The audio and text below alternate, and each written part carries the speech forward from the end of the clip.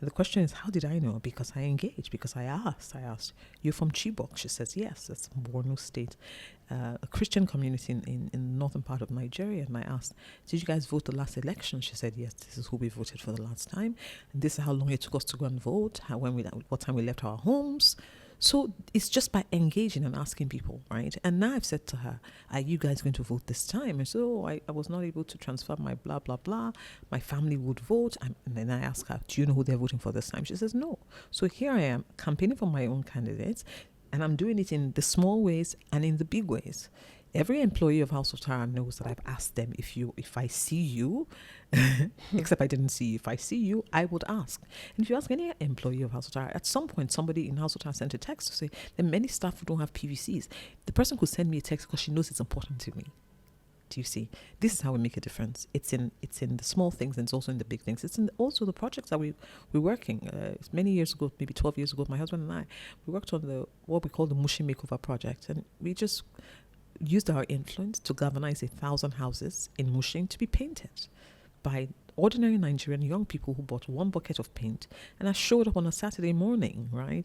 And we stood there and we painted houses. We just painted houses and kept painting until we were done with the entire major street.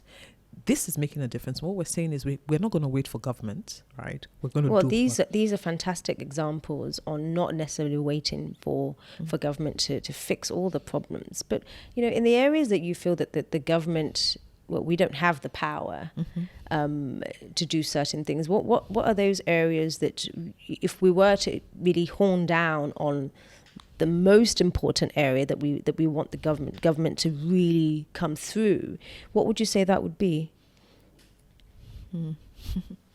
It's not one. It's not one.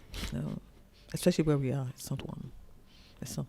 It will be every one where we are, because we're still so behind. So catching up to do. Yeah. I wouldn't be able to answer that. It's funny because there's a lot of content that I've been sort of consuming recently, and particularly for this season's podcast subject, and just looking at what are the areas in industrialization in order for us to be able to move forward and catch up, because we are, like you said, very behind in so many ways. Within the sectors itself, but how do we begin to learn from those who have gone before us? Because we're not trying to copy paste at this stage. I think we're so far behind we cannot copy paste. No. So it's a question of what are the things that we now need to do in terms of the way in which we even think about manufacturing, think about industrialization. It's technology that needs to be different from the way perhaps it was thought of before. I think a lot of us, generations ahead of us, we didn't have access to technology that we have today. And the way to leapfrog will be to embrace technology at a faster rate than we even thought. And that will be the only way we're going to move faster, or move to be able to catch up. And I'm happy to see that a lot of young people are very, very inclined to technology in there. It's almost as though, I didn't use a computer until I was invested in my business, right? But there are many young people today who have used computers all their lives. I was saying to someone the other day, write something down. And the person was struggling with writing it down. And I was like, what's the big deal? Just write it. But I forgot the person is not used to writing. They're used to typing on their phone.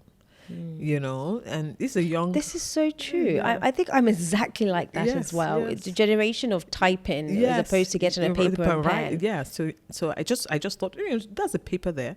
You just take the paper and just write. But the person is struggling to, no, I need to get my phone. No, you don't need to get your phone. But it's a different group, age and time. And so that thing that you are more inclined to do, to function in, is what you need to engage. I was on Tech About today, the platform on Instagram, and to just see the growth that has taken place in that technology space, right? Even within the continent, I feel like we can take that and apply it in manufacturing so that we can move forward and faster. Well, I think that would be a wonderful thing for me to say, even if for me to even witness, because even in my business, technology is always something that we're trying to integrate into our way of doing manufacturing. Really, because you really want to get more efficient. Efficiency is one of those things we're constantly trying to keep up with, and it can be very, very difficult. Again, it's what comes first, the chicken or the egg. You don't have light, but we're looking at utilizing technology to leapfrog. It's a very, very challenging problem, and again, it's how do we begin to think about it in a different way, considering the setbacks that we currently are facing. And sometimes I don't even have an answer, and I'm constantly posing the question, but not necessarily, just basically hoping that something would just pop in as innovative answer somewhere. Yes, and I'm sure it would happen, and I'm sure sometimes it may not happen in one sitting. Like you said, pop, those aha moments. And you're like, yes, that's exactly what we should be doing. And sometimes it'll be two things that two different people have said that they didn't connect, but because you're the listener, you're able to connect. So fingers crossed, let's see. Well, let's hope that anybody who's will listen has some ideas for us as to how we should be thinking about this. Because for me, I would love to see a Nigeria where we are utilizing our resources properly, because we have an abundance of it. One thing I was saying to a friend recently was that we need to learn as a nation to get better at negotiating our own resources. We are so poor at that. We just literally give it away at the drop of a hat. And we don't actually take into account how reliant the rest of the world is on our resources. The moment you cut that resource, but it's still back to leadership. It goes back to leadership. And it's maybe we should just stop being entrepreneurs and become leaders now, and just maybe just say, okay, well, we need to fix it, and we need to go into positions of authority where we can make the difference. And we're already seeing some of that happening already.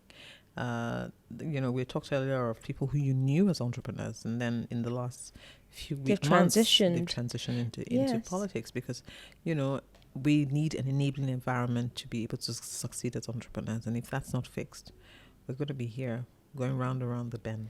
Well, so there's a lot of, like you said, there's a lot of initiatives going on. I know the African Development Bank is doing quite a lot in terms of infrastructure development at the moment.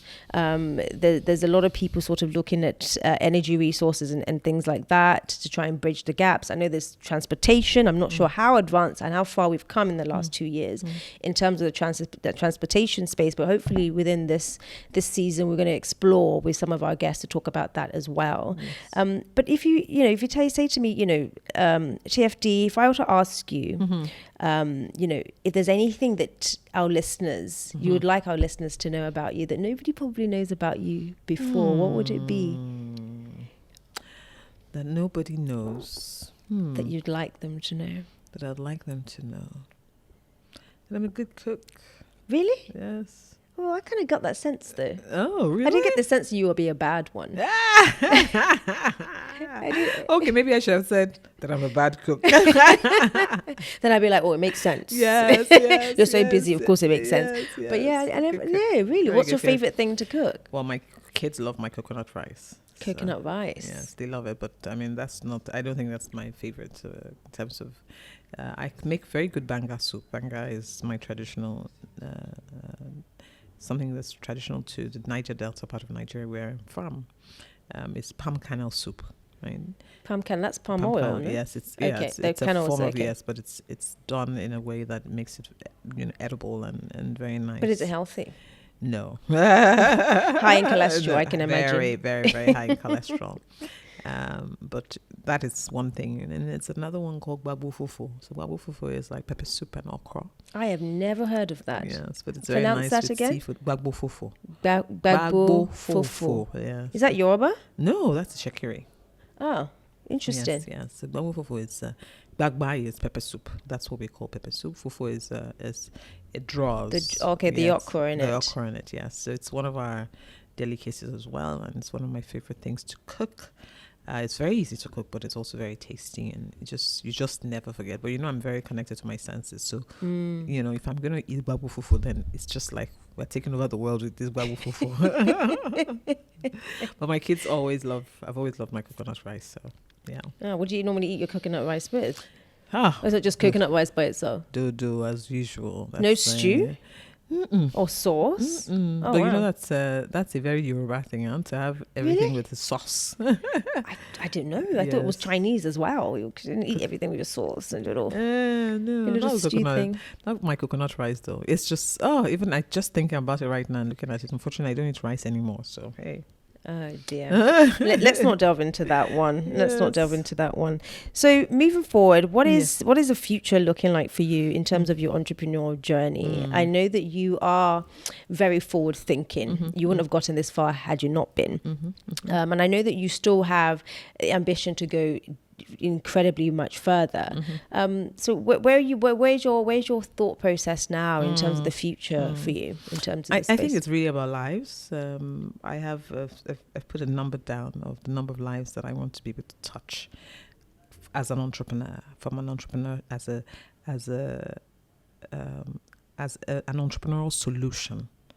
I'm going to be 50 in 5 years, and I have a number. I'm not going to share, but there's a strategy for how do I meet that number of people across the continent. Because entrepreneurship changed my life, and I want to find ways, how do I help other African countries, other people in other African countries, like I've done in Nigeria, to explore entrepreneurship and then to see the impact of that in every country.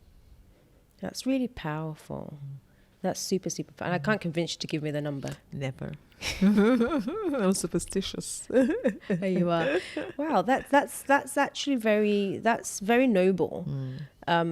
Particularly in a time where it's very difficult to find that. But we have to find what inspires us, and I think that when we're created with sets of strengths, abilities that are part of the solution that we bring to the world. And until we're able to identify how those things connect, we can really live a fulfilling life. And so for me, it has to be something that helps me to explore my gifts, the things that explore my strengths, and gives me inspiration to do. So the number gives me inspiration, but lives gives me inspiration because, like when you asked me, the first thing I said was I'm an igniter. And I ignite things, I activate things, and those are my strengths. And I need to find ways to explore that, express that in a way that also inspires me. So if I were to go back to 1990, in fact, let's go back to 1998, before we embarked on this journey that has brought you here today. And the igniter in you back then, and if you had any message for her, what would you tell her? Dear little igniter, embrace this gift because it's going to make the world a better place. It's going to make people better. And as a result, make the world a better place. Embrace it. Be excited about it. Be aware of it. And see it as your superpower, because it truly is your superpower. Fantastic. Shai, it's been an absolute pleasure sitting and talking with you. Always. Did I just get a little shiver? I think I might have gotten a little shiver. Yeah, a little bit. That was powerful. That's a great note to end the podcast on. Thank you so much for your time. I appreciate you deeply. And for you guys watching, I hope this episode has been has given you a shiver as much as it's given me one.